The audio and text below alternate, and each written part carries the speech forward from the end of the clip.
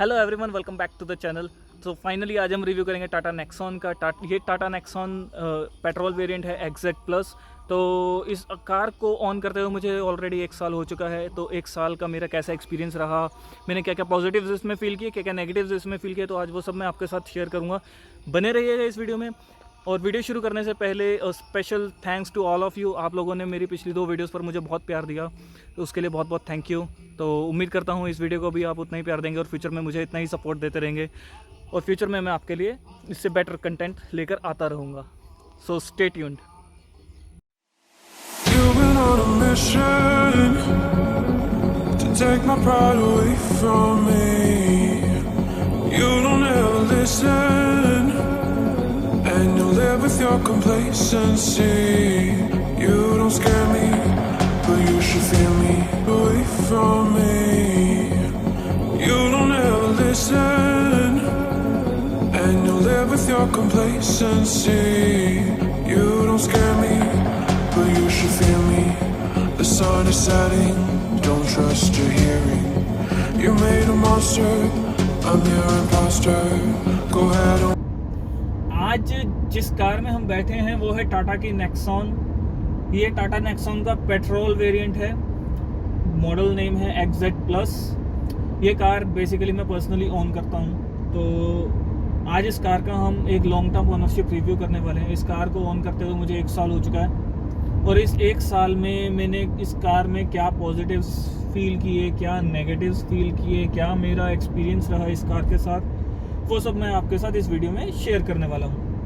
तो ये वीडियो उन लोगों के लिए ज़्यादा हेल्पफुल रहेगी जो नेक्सॉन बाय करने का प्लान कर रहे हैं, क्योंकि उनके लिए ये जानना बहुत ज़्यादा ज़रूरी है कि टाटा नेक्सॉन कैसा परफॉर्म करती है। आई थिंक बहुत सारे लोग ये जानने के लिए बहुत सारी रिसर्च करते भी होंगे कार परचेज करने से पहले। आजकल हर कोई बहुत ज़्यादा रिसर्च करता है। तो आई थिंक ये वीडियो उन सब के लिए बहुत ज़्यादा हेल्पफुल रहेगी, क्योंकि इस वीडियो में मैं कुछ ऐसे पॉइंट्स इंक्लूड करने वाला हूँ जो शायद एक पोटेंशियल बायर कंसीडर करता है अपने बाइंग डिसीजन में, कोई भी कार परचेज करते टाइम। तो स्टार्ट करते हैं इस कार के पॉजिटिव्स के साथ। पहले कुछ मीठा खा लिया जाए, फिर थोड़ा खट्टे हुए आएंगे। तो इस कार का जो सबसे पहला पॉजिटिव पॉइंट जो मुझे पर्सनली फील होता है वो है इस कार का डिज़ाइन। चाहे आप एक्सटीरियर डिज़ाइन की बात कर लीजिए या इंटीरियर डिज़ाइन की बात कर लीजिए, ये कार आपको प्रीमियम फील करवाने से पीछे नहीं हटती है। अगर आप इसके फ्रंट लुक की बात करें, एक्सटीरियर डिज़ाइन की बात करें, तो आई थिंक ये अपने सेगमेंट में सबसे बेटर स्टाइलिंग को लेकर आती है। आप इसके चाहे बेस वेरिएंट की बात कीजिए या इसके टॉप मॉडल की बात कीजिए, तो इसके एक्सटीरियर में base model to top model आपको सेम डिज़ाइन मिलता है, ऑलमोस्ट सेम डिज़ाइन मिलता है। You can't identify from the exterior look कि ये बेस मॉडल है या टॉप मॉडल है, unless you check the fog lamps obviously. I think वही एक पॉइंट है जहाँ पर आप इस कार को आइडेंटिफाई कर पाएंगे ये लोअर वेरिएंट है या टॉप मॉडल है। तो ये तो हो गई एक्सटीरियर की बात। तो बात करते हैं इसके इंटीरियर की। तो इंटीरियर में आपको डुअल टोन इंटीरियर मिलता है। डुअल टोन इंटीरियर का बेनिफिट ये होता है कि आपको कार के अंदर एयरी फील होता है। हाँ, इसका एक डार्क वेरिएंट आया है, आप उसको चेकआउट कर सकते हैं अगर आपको सिंगल टोन पसंद है इंटीरियर में। तो उसमें आपको ऑल ब्लैक थीम मिल जाता है, like you no, and that is also looking fabulous. I personally like black colour, so I would say like you know, अगर वो पहले आया होता तो शायद मैं वही लेता, बट ये भी बुरा नहीं लगता है। एंड अभी देखेंगे आप, मेरे यहाँ से ब्लू कलर की नेक्सॉन निकलेगी। सीधा नेक्सॉन बहुत बिक रही है यार, बहुत बिक रही है। इसका जो सेकंड पॉजिटिव पॉइंट है वो है इसका सेकंड रो स्पेस और इसके यूटिलिटी स्पेसेस। तो इन दोनों को मैं कंबाइन करके बता रहा हूँ आपको। इसका जो सेकंड रो स्पेस है वो अपने सेगमेंट में सेकंड बेस्ट है। तो इस कार में आपको स्पेस की कभी भी कमी फील नहीं होगी। चाहे आप इसके बूट स्पेस की बात कर लीजिए, चाहे आप इसके सेकंड रो सीटिंग स्पेस की बात कर लीजिए, चाहे आप इसमें बॉटल होल्डर्स की बात कर लीजिए, या मोबाइल रखने की जगह, या इसके ग्लव बॉक्स, हर जगह आपको खूब स्पेस दिया गया है। लाइक यू नो, आपको स्पेस की कमी कभी फील ही नहीं होगी। आप चाहे लॉन्ग ट्रिप्स पे जा रहे हैं, आपको बूट स्पेस अच्छा चाहिए होता है, तो बूट स्पेस इसमें आपको 359 लीटर्स का मिल जाता है, जो कि काफ़ी अच्छा बूट स्पेस है। आप इसमें 3 बड़े सूटकेस और 2 छोटे सूटकेस आराम से कैरी करके लेकर जा सकते हैं। उसके बाद भी आई थिंक आपके पास स्पेस बच जाएगा। मैं इस कार में पर्सनली 1 वीक का ट्रिप करके आया था अपनी फैमिली के साथ, एंड हमारा सारा लगेज इसमें बहुत ही आराम से आ गया था। 1 वीक का लगेज आप समझ सकते हैं कितना होता है, और हम लोग 5 मेंबर गए थे इस कार में, तो हमारे को लगेज में बिल्कुल भी प्रॉब्लम नहीं हुई। इसका थर्ड पॉजिटिव पॉइंट है इसकी सेफ्टी। इस कार में आपको dual airbags, ABS, EBD, CSC आपको एज अ स्टैंडर्ड मिल जाता है फ्रॉम द बेस मॉडल, जो कि बहुत ही अच्छी बात है। सेफ्टी सबके लिए एक जैसी ही होनी चाहिए, चाहे वो 6 लाख की कार खरीद रहा है, चाहे वो 12 लाख की कार खरीद रहा है, सबके लिए सेफ्टी सेम होनी चाहिए। Tata, you are doing very good job in this criteria, thumbs up to you. And जैसा आपको पता है कि ग्लोबल एनकैप में जाकर इंडिया की ये पहली कार थी जिसने 5 स्टार स्कोर किया था, तो that was very proud moment for all the Indians definitely. But इसका मतलब ये नहीं है कि ये इंडियन प्रोडक्ट है तो आप इसको आंखें बंद करके ख़रीद लेंगे, ऐसा भी नहीं होना चाहिए। इसका फोर्थ पॉजिटिव पॉइंट है इसकी राइड एंड हैंडलिंग। मैं इस सेगमेंट में सबसे बेस्ट तो इसकी हैंडलिंग नहीं कहूँगा, हाँ, लेकिन इस मामले में ये कहीं पीछे भी नहीं है। इस सेगमेंट में सबसे बढ़िया हैंडलिंग फोर्ड इकोस्पोर्ट प्रोवाइड करती थी। अब उसकी बात करने का तो आई थिंक कोई फ़ायदा ही नहीं है, सबको पता है क्यों। तो हाँ, इसकी हैंडलिंग एंड इसकी राइड क्वालिटी बहुत ही बढ़िया है। आप चाहे इसको 120, 130 पर अगर क्रूज़ कर रहे हैं तो आपको कभी फील नहीं होगा कि आप 120 या 130 पर क्रूज़ कर रहे हैं, आपको लगेगा आप 90 और 100 पे ही क्रूज़ कर रहे हैं, बिकॉज इतनी स्टेबल कार है ये कि आपको पता ही नहीं चलता है कि आप 100 कब क्रॉस कर गए। राइड क्वालिटी इस कार की ऐसी है कि छोटे मोटे बम्प्स तो आपको पता ही नहीं चलेंगे कि आप उनके ऊपर से कब ग्लाइड कर गए। हाँ, आपको हल्का सा एहसास होगा अंदर कि कुछ गया नीचे से, बट आपको ये नहीं पता चलेगा कि क्या और कब। समझ रहे हैं ना, भावनाएं समझिए। आपको कभी फील नहीं होगा कि आप छोटे मोटे बम्प्स के ऊपर से कब निकल गए। रंबल स्ट्रिप्स आप इजीली क्रॉस कर सकते हैं, इसमें आपको कुछ भी परेशानी नहीं होगी। हाँ, लेकिन जब गड्ढे आते हैं तो इसमें इसका सस्पेंशन उस टाइम पर मुझे थोड़ा सॉफ्ट लगता है, क्योंकि इसमें थोड़ी बहुत हॉरिजॉन्टल मूवमेंट देखने को मिलती है उस टाइम पे, जो कि मुझे पर्सनली इतनी पसंद नहीं आती है। अदरवाइज़ राइड एंड हैंडलिंग के मामले में ये कार अब एक लेवल ऊपर आ चुकी है कि फोर्ड इकोस्पोर्ट। अब तो क्या कर दिया फोर्ड आपने, चलिए कोई बात नहीं, अब क्या कर सकते हैं, बिजनेस इज बिजनेस। उनको लॉस लगा, उन्होंने बंद कर दिया ऑपरेशन अपना इंडिया का। बात करते हैं इसके फिफ्थ पॉजिटिव पॉइंट के बारे में, वो है इसका म्यूजिक सिस्टम। जो टाटा नेक्सॉन के ओनर्स हैं, टाटा टियागो के ओनर्स हैं, टाटा के किसी भी प्रोडक्ट के ओनर हैं बेसिकली, वो अपने म्यूजिक सिस्टम से बहुत हैप्पी होंगे। अगर वो कार से खुश नहीं है, म्यूजिक सिस्टम से बहुत हैप्पी होंगे। क्यों कैसा कह रहा हूँ, क्योंकि इसमें आपको JBL का म्यूजिक सिस्टम मिलता है। अब इस सेगमेंट में अगर मैं किया सोनेट की बात करूँ तो उसमें आपको बॉस का म्यूजिक सिस्टम मिलता है, and that is also very good music system. But उसका बेस JBL के म्यूजिक सिस्टम से आप कंपेयर नहीं कर सकते हैं। बॉस में आपको क्लैरिटी बहुत अच्छी मिलती है, नो डाउट, बट उसका बेस उस लेवल का नहीं है जिस लेवल का बेस आपको हारमन के म्यूजिक सिस्टम में मिलता है, JBL के म्यूजिक सिस्टम में मिलता है। तो अगर आप म्यूजिक के शौकीन हैं और आप टाटा नेक्सॉन परचेज करने की प्लान कर रहे हैं, तो आई थिंक आप इससे निराश तो बिल्कुल नहीं होंगे, ये तो मैं आपको एश्योर कर सकता हूँ। मुझे लग रहा है मीठा ज़्यादा हो गया, नहीं कड़वे की बात कर लें। तो चलिए शुरू करते हैं इसके नेगेटिव पॉइंट्स को। तो मुझे पर्सनली इस कार का जो फर्स्ट नेगेटिव पॉइंट लगता है वो है इसका फिट एंड फिनिश। लाइक अगर आप इस कार को अपने सेगमेंट की बाकी किसी कार से कंपेयर करें, एक्सेप्ट विटारा ब्रेजा, निसान की मैग्नाइट एंड रेनो की काइगर, अगर आप इस कार को बाकी कार से कंपेयर करें तो इसके फिट एंड फिनिश लेवल आपको बहुत निराश करेंगे। आपको पैनल गैप्स डेफिनेटली इसमें देखने को मिलते हैं, कुछ फिट एंड फिनिश के इशू देखने को मिलते हैं। लाइक अगर आप चल रहे हैं 20, 25, 30 किलोमीटर चलने के बाद, मुझे जो इस कार में पर्सनली फील हुआ है, इसमें हल्की हल्की इस कार में आपको रैटलिंग नॉइस सुनाई देगी। ये आवाज़ आपको कभी IRVM से सुनाई देगी, कभी आपको लेफ़्ट साइड के सीट बेल्ट से सुनाई देगी।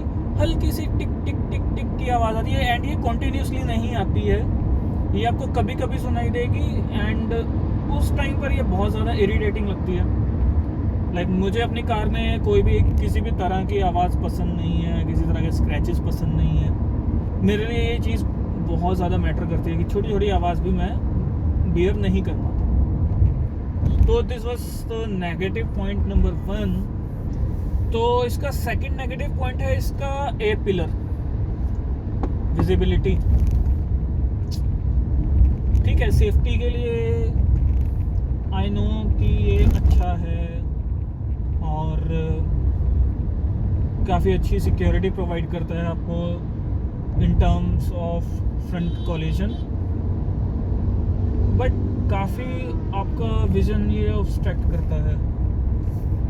अगर आप सिटी में इसको ड्राइव कर रहे हैं या पहाड़ों में आप इसको ड्राइव कर रहे हैं तो आपको बहुत ज़्यादा दिक्कत होने वाली है जब अगर आप न्यू ड्राइवर हैं तो। इसका ए पिलर बहुत ज़्यादा थिक है। एंड सेकंड इसका जो विजिबिलिटी इशू आता है वो आता है इसका रियर विंडशील्ड के लिए। बेसिकली इसका फर्स्ट जो मैंने पॉजिटिव बताया था वही इसका इस टाइम पर नेगेटिव है। इसका जो डिज़ाइन बनाया गया है उस डिज़ाइन के हिसाब से इसकी जो रियर विंडशील्ड है उसका ग्लास जो है बहुत छोटा दिया गया है, जिसमें रियर व्यू प्रॉपरली विजिबल नहीं होता है। और ठीक है, उसका ऑल्टरनेटिव है आपके पास, आप DRVM ऑन कर सकते हैं इसके लिए। बट अगर उसको थोड़ा सा अगर और बड़ा किया जाता तो आई थिंक बहुत ही बेटर होता इन टर्म्स ऑफ विजिबिलिटी। तो ये 2 नेगेटिव पॉइंट लगे इन टर्म्स ऑफ विजिबिलिटी मुझे। आप बताना कमेंट सेक्शन में कमेंट करके अगर आपको कोई और विजिबिलिटी से रिलेटेड इशू इसमें नज़र आता है तो। अदरवाइज़ मुझे तो ये 2 इशू ही अभी तक फील हुए हैं विजिबिलिटी रिलेटेड। तो चलिए मूव करते हैं इसके थर्ड नेगेटिव पॉइंट की तरफ। इस कार का थर्ड नेगेटिव पॉइंट है इसके अर्गोनॉमिक्स।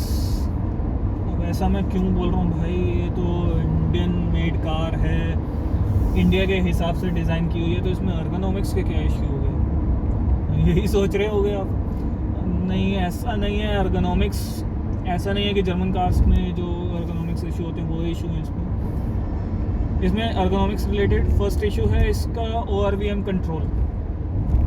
अब ये आपको ए पिलर पर माउंट किया हुआ है जो कि ड्राइवर की रीच से थोड़ा सा दूर हो जाता है। अगर आप इसको एडजस्ट करना चाहते हैं चलती कार में, या अगर आप उसको वैसे भी नॉर्मली भी एडजस्ट करना चाहते हैं तो ये थोड़ा दूर हो जाता है। आप हुंडई वगैरह की कार में देखिए, आपको जो ORVM कंट्रोल्स हैं वो आपको डोर में ही दे दिए जाते हैं। आप आराम से अपनी सीट पर बैठकर आपको आगे होने की भी ज़रूरत नहीं पड़ती। आपकी जो पोजीशन है आप अपनी पोजीशन लेकर इजीली उसको कंट्रोल कर सकते हो। बट इसमें क्या है, आपको आगे होना पड़ता है, आपको कंट्रोल को एक्सेस करना पड़ता है, देन आप ORVM को एडजस्ट कर सकते हो। तो ergonomics related first negative point तो ये था। सेकंड पॉइंट है इसका अर्गोनॉमिक्स रिलेटेड इज जो इसमें ब्यूटिफिकेशन के लिए ये टम्बल डोर दे रखा है। ये दिखने में तो बहुत अच्छा लगता है, पर इसके नीचे ना 2 कप होल्डर दिए हुए हैं। वो 2 कप होल्डर एक्सेस करने इतने मुश्किल हैं कि आप उसको इजीली एक्सेस कर ही नहीं सकते। मैंने आज तक उसको यूज़ नहीं किया, मैं उसको बिल्कुल भी यूज़ नहीं कर पाता हूँ। वो इतने ज़्यादा डिफ़िकल्ट है यूज़ करने, बिल्कुल मज़ा नहीं आया। आप उसमें कुछ ट्रे दे देते नीचे, थोड़ा उसको हाइट अगर बढ़ा देते तो शायद उसको एक्सेस करना बहुत इजी होता। और वहाँ पर कुछ शार्प एजेस भी हैं जिससे आपको हाथ वगैरह कटने के चांसेस रहते हैं। थर्ड इसका अर्गोनॉमिक रिलेटेड इशू है इसके USB पोर्ट को एक्सेस करना, 12V पोर्ट को एक्सेस करना। अब वो इतना अंदर को दे रखे हैं कि वहाँ पर आप हाथ डाल ही नहीं सकते हैं। आपको एक एंगल बिठाना पड़ता है, अपने हाथ को एडजस्ट करना पड़ता है, और उसके बाद ही आपका हाथ अंदर जाता है, देन आप वहाँ डेटा केबल यूज़ कर सकते हैं या कुछ ऐसा। मैंने तो भैया सीधी सीधी काम करी है, इसके लिए डेटा केबल खरीद के रखा हुआ है और वही मैंने इसके अंदर लगा रखा है। मैं बार बार हाथ नहीं डालता हूँ, मेरे को बहुत मुश्किल होती है। तो ये बहुत बड़ा नेगेटिव पॉइंट है, टाटा को ये डेफिनेटली कंसिडर करना चाहिए। इन्होंने हैरियर में इस पर काम किया है, बट अभी तक नेक्सॉन में इस पॉइंट पर काम नहीं हुआ है। इस पॉइंट को एक्सेस करना बहुत मुश्किल है। आप इसको थोड़ा सा बाहर निकाल दीजिए, थोड़ा सा रेज कर दीजिए, तो इन पोर्ट्स को एक्सेस करना बहुत इजी हो जाएगा। लाइक ये पता नहीं टाटा ने क्या सोच के इसको ऐसा बनाया, but this is really ridiculous. चलिए, जो भी है अब क्या कर सकते हैं, you have to deal with it. After all you know this is India. अगर आप कंप्लेंट करोगे तो वो कंप्लेंट की सुनवाई आपकी जल्दी नहीं होगी, आपको बहुत टाइम लगेगा। इसका फोर्थ नेगेटिव पॉइंट है इसके लो बीम प्रोजेक्टर्स। जी हाँ, अगर आपने कभी नाइट में ड्राइव किया होगा टाटा नेक्सॉन को लेके, तो इसकी लो बीम लाइट आपको डेफिनेटली कम फील हुई होगी। सिटी में ट्रैवल करने के लिए लो स्पीड्स पर तो इसकी लो लाइट बहुत सही है। लाइक आपको बिल्कुल भी फील नहीं होगा कि आपको लाइट कम लग रही है या कुछ ऐसा है। लेकिन जैसे ही आप हाई स्पीड पर जाते हैं तो उस हाई स्पीड के हिसाब से इसकी लो लाइट उतनी बढ़िया तरीके से काम नहीं करती है। थैंक्स टू टाटा, जिन्होंने टॉप मॉडल में इसमें फॉग लैंप्स दिए हुए हैं। अदरवाइज बेस मॉडल में तो लोगों को फॉग लैंप जाके लगवाने पड़ रहे हैं, या फिर उनको like you know bulb change करवाने पड़ रहे हैं। They are moving towards HID और LED। तो यू नो अगर आपके पास टॉप मॉडल है तो आप फॉग लैंप को ऑन कर सकते हैं, उससे आपका नाइट विजन थोड़ा सा इम्प्रूव होगा। बट स्टिल यू नो अगर इसमें HID प्रोजेक्टर्स दिए जाते तो आई थिंक इस कार की नाइट विजिबिलिटी बहुत ही बढ़िया होती। पॉइंट नंबर 5 की तरफ अगर हम बढ़ते हैं तो मैं बेसिकली इस पॉइंट को कंसीडर नहीं करना चाहता था, बट मुझे क्योंकि ये पॉइंट काफ़ी वियर्ड लगता है, ये चीज़ काफ़ी वियर्ड लगती है टाटा नेक्सॉन में। मे बी हर किसी को ना लगती हो, बट मुझे काफ़ी वियर्ड लगती है इसका इंस्ट्रूमेंट क्लस्टर। यार ऐसा लगता है जैसे बच्चों की किसी गेम से उठा के कंसोल यहाँ पर चिपका दिया गया। सीरियसली लाइक यू नो अब इससे बेटर तो BS4 में आते थे इंस्ट्रूमेंट क्लस्टर। BS4 में इससे बेटर था, एनालॉग था। लाइक अगर आपको डिजिटल देना ही है तो आप एल्ट्रोस का दे दो यार, वो इसमें बहुत बढ़िया लगेगा। आप नेक्सॉन EV में वो इंस्ट्रूमेंट क्लस्टर दे सकते हैं, तो आप इसमें क्यों नहीं दे सकते हैं? आप एल्ट्रोस में दे सकते हैं, हैरियर में दे सकते हैं। आपकी आने वाली गाड़ी में आप दे सकते हैं। समझ गए होंगे लोग कौन सी गाड़ी की बात कर रहा हूँ। जी हाँ, मैं टाटा पंच की बात कर रहा हूँ। ऑलरेडी वीडियो बना हुआ, आई बटन में आपको लिंक मिल जाएगा। तो उस कार में भी आपको टाटा एल्ट्रोस वाला ही part digital and part analog instrument cluster मिलने वाला है। तो ये था यार इसका पॉइंट नंबर 5। बेसिकली मुझे बिल्कुल पसंद नहीं आया ये इंस्ट्रूमेंट क्लस्टर। मैं seriously like this seems to be really bad. And कुछ और छोटे छोटे से पॉइंट्स हैं जिनको आप कंसीडर कर भी सकते हैं एंड इग्नोर भी कर सकते हैं। वो बस एक निक पिकिंग ही होगी मेरी तरफ से। जैसे कि जब इस कार को आप अर्ली मॉर्निंग स्टार्ट करते हैं and you know cold start करते हैं इस कार को, तो इसका जो क्रैंक साउंड है बहुत ही ज़्यादा लाउड है उस टाइम के लिए स्पेसिफिकली। अदरवाइज यू नो एक बार ये कार स्टार्ट हो जाए, वार्म अप हो जाए, तो उसके बाद तो ये बहुत ही साइलेंट इंजन है। लोगों ने ऐसे ही टाटा के इंजन्स को बदनाम कर रखा है कि बहुत ज़्यादा साउंड करते हैं या बहुत ज़्यादा इरिटेट करते हैं। वो पहले के इंजन हुआ करते थे। ये इंजन बहुत ही ज़्यादा साइलेंट है, बहुत ही ज़्यादा बढ़िया है एंड काफ़ी अच्छा रिस्पॉन्स है इन इंजन्स का। आप टाटा टियागो की बात कर लीजिए, टाटा एल्ट्रोस, टाटा टिगोर, टाटा नेक्सॉन इतनी बिक रही है। पिछले 2 महीने से हर महीने ये 10,000 प्लस कार्स बिक रही हैं। वेन्यू को इसने ओवरटेक कर लिया है, किया सोनेट इसके आसपास नहीं फटकती है, बस ब्रीजा बची है और उम्मीद करते हैं जल्दी उसका नंबर भी आएगा।